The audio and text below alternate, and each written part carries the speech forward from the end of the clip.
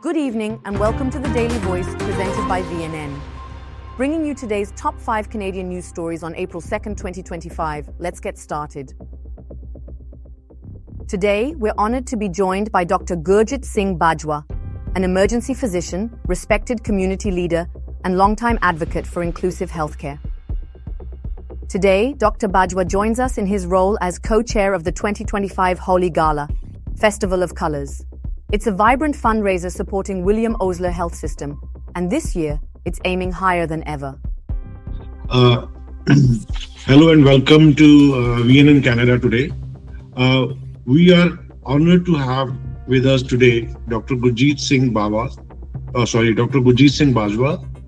a distinguished emergency physician, respected community leader, and a passionate advocate for inclusive healthcare for over 2 decades.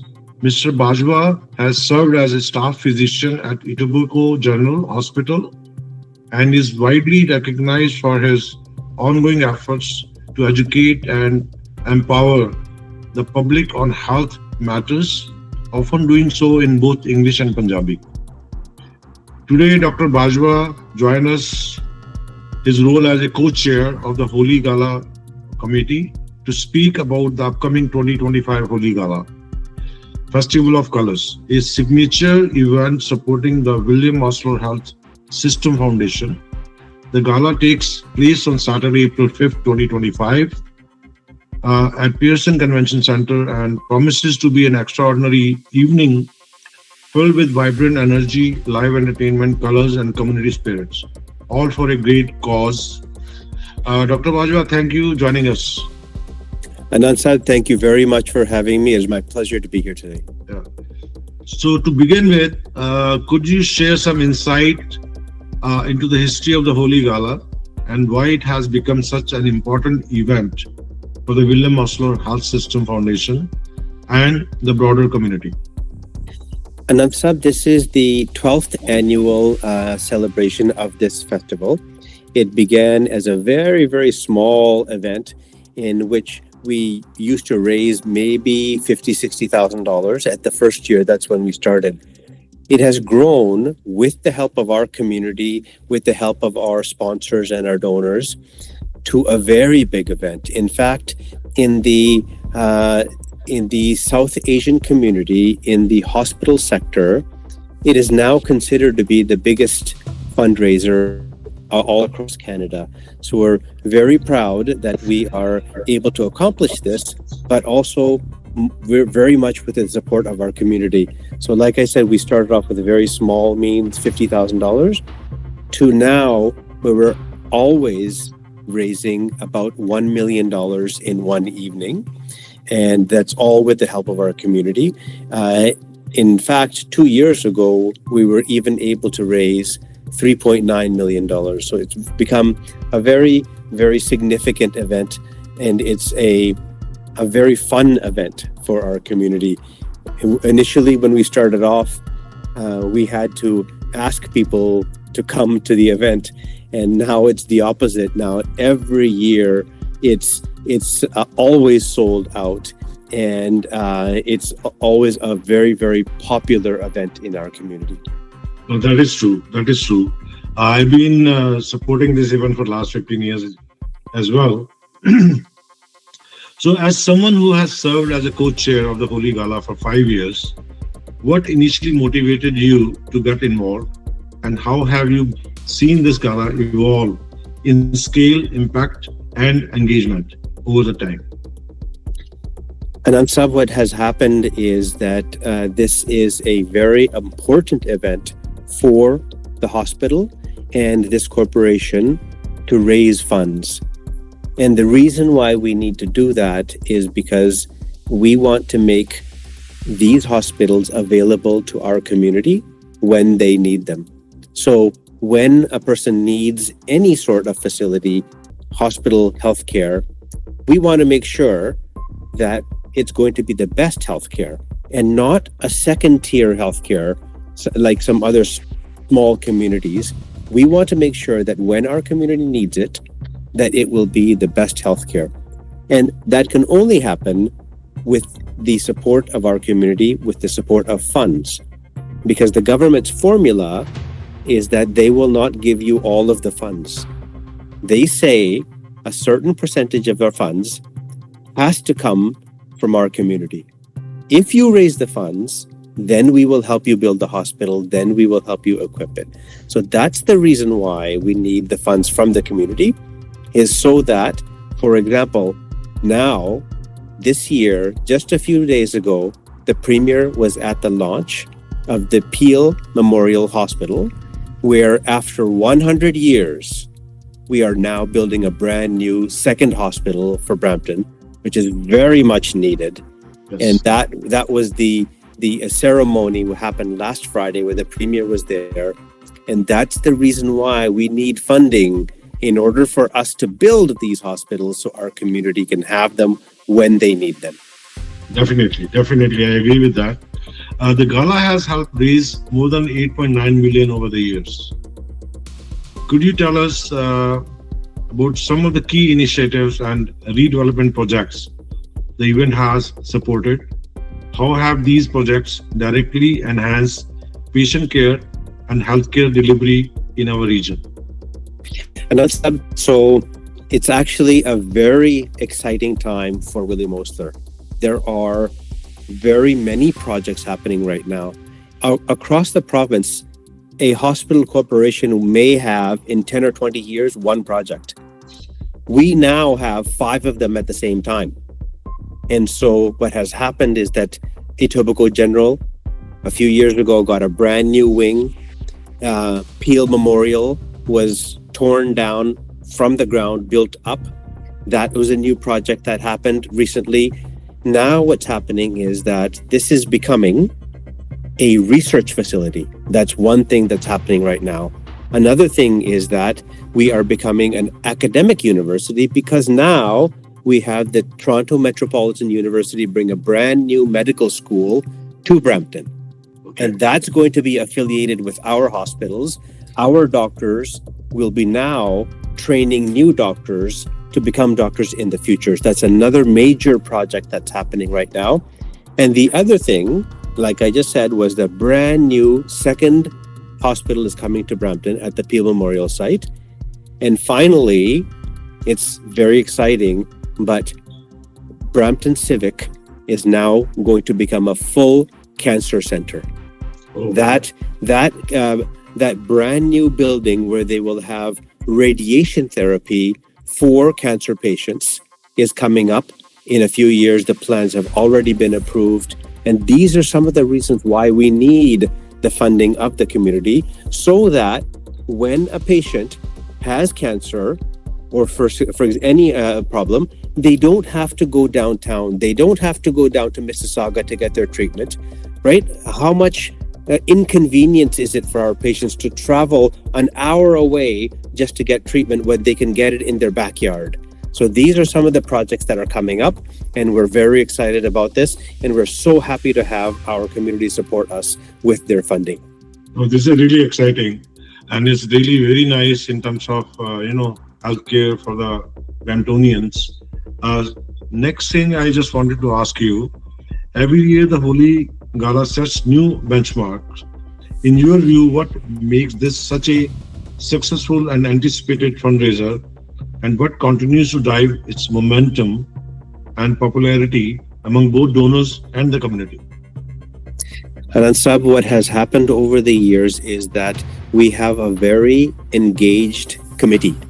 This committee that we have for this gala is very engaged in trying to raise funds, in trying to make this a very successful event, in making this a very fun event.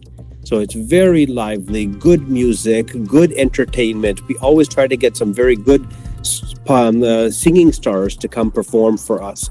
And this is the reason why this has become a very popular event. People wish to attend this because the event is so well organized, it's well carried out. It's a very fun event.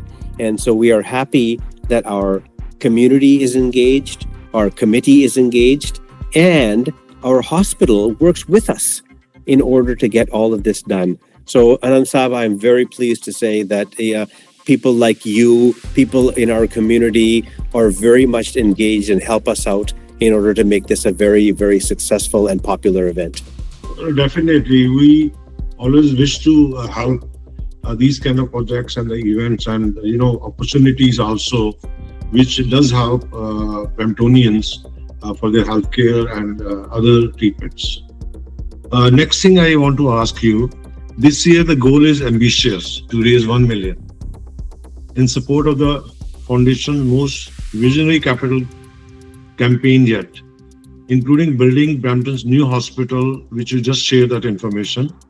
Can you share more about 2025 Gala objectives and how this campaign aligns with Osler's commitment to innovative, inclusive, and patient-centered care?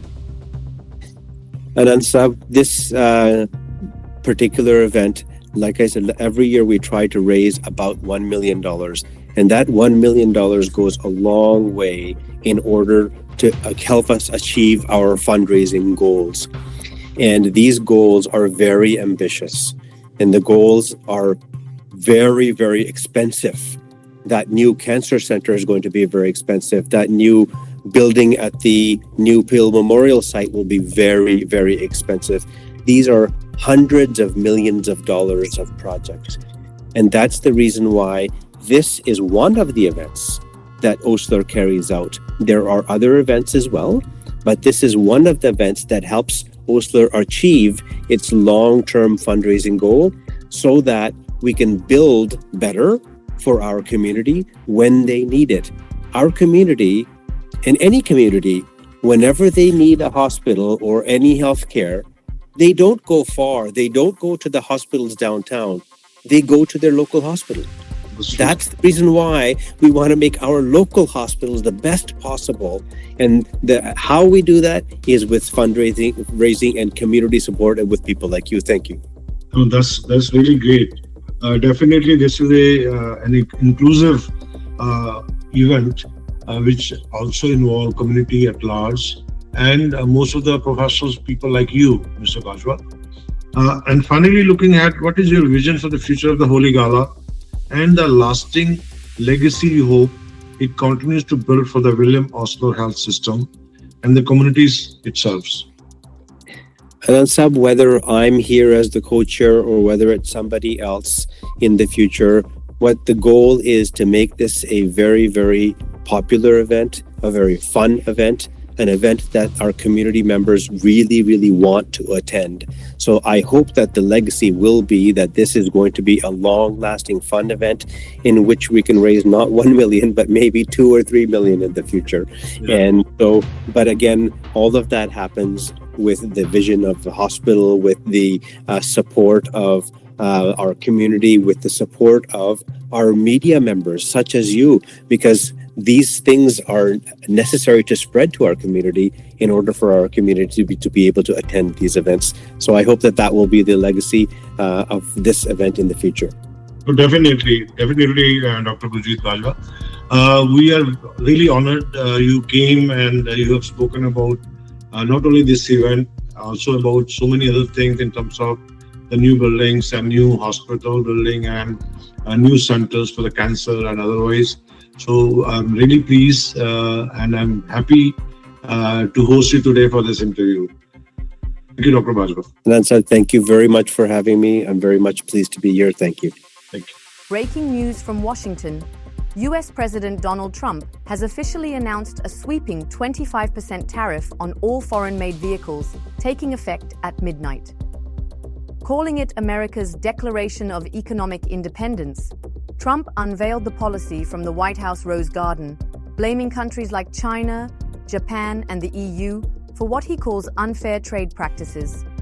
Although Canada isn't immediately hit by the auto tariff, Trump didn't hold back, criticizing Canada's supply management system and reviving claims of 300% tariffs on US dairy exports. Experts say that number is misleading, pointing instead to a quota-based system that still sees Canada importing over $1 billion of American dairy each year. Here in Canada, Prime Minister Mark Carney is assembling a rapid response team, while Conservative leader Pierre Poilievre is promising a worker support fund. And with Canada in the middle of a federal election, the announcement has ignited a new wave of political fire, turning trade policy into a central campaign battleground. With Canada's federal election just weeks away, the debate over the carbon tax and US tariffs is heating up the campaign trail. Conservative leader Pierre Poilievre is accusing the Liberals of misleading Canadians on the carbon tax phase-out, while Prime Minister Mark Carney insists affordability is at the heart of his platform. Meanwhile, looming US trade actions have added another layer of urgency. From carbon to commerce, the economy is taking center stage, and voters are paying attention. A broad daylight shooting in Brampton has left one man dead and an entire community shaken. The incident occurred in a busy plaza near Bramalea and Dewside, reigniting urgent calls for stronger safety measures and community intervention. Residents are demanding answers and change as gun violence continues to unsettle one of Canada's fastest-growing cities. Police are investigating, and the people of Brampton are waiting, not just for justice, but for long-term solutions. Ontario Premier Doug Ford is sending a message to Washington. If President Trump calls off his trade war, Canada is ready to talk. In a US media appearance today, Ford said Ontario would support dropping retaliatory tariffs if Trump halts his economic aggression.